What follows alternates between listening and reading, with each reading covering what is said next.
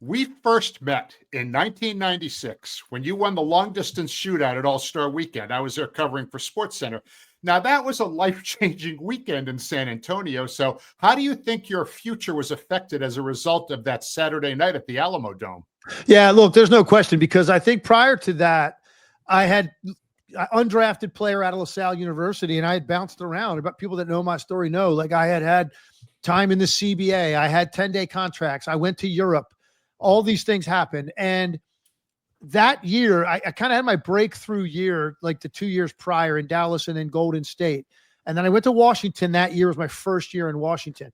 And it was the first time I went to a place, number one, that had the personnel that suited me for my game. We had an incredible front line on that team. It's Juwan Howard, Chris Webber, Rasheed Wallace. We drafted that year. We had George Mirasan, Ben Wallace. I mean, listen to the names I'm throwing out. That was our front court. So I finally had a team that was competitive, that had the kind of bigs that I could play off of with double teams and let my shooting help them and vice versa.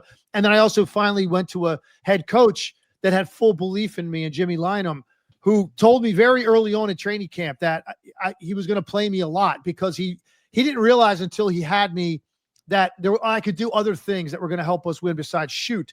And once he had me every day in the gym, he kind of saw that. And so just getting that kind of confidence, it unlocked everything for me that year. And I finally, for the first time, I wasn't pressing.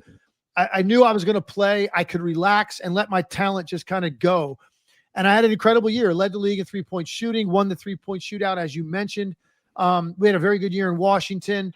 Everything was like everything I'd worked for my entire life all came to fruition that year. And in particular, that night in San Antonio, because Bruce, for a shooter, you always think you're the best.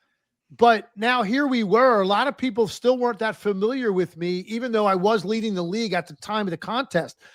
I come into the competition. Some people that were watching that, they're like, who's Tim Legler? For the most part, because I hadn't really made a big splash in the league yet.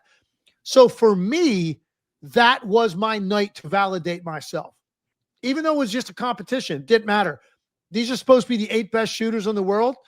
I'm going to prove that I'm the best shooter in the world tonight. And so I really felt like I was super honed in, locked in. It meant a lot to me. And I was able to have an incredible shooting night for 3 rounds and win that award. And it thrust me into the consciousness of a lot of people and NBA fans.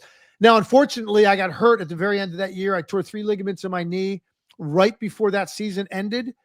And so at 29 years old, thinking I'm going to do that just like that for the next 6-7 years, probably at least, I had 4 more years in the NBA, none of which came close to that year because I never was healthy. My knee was just not right from that point forward. So there was this cruelty at the end of that.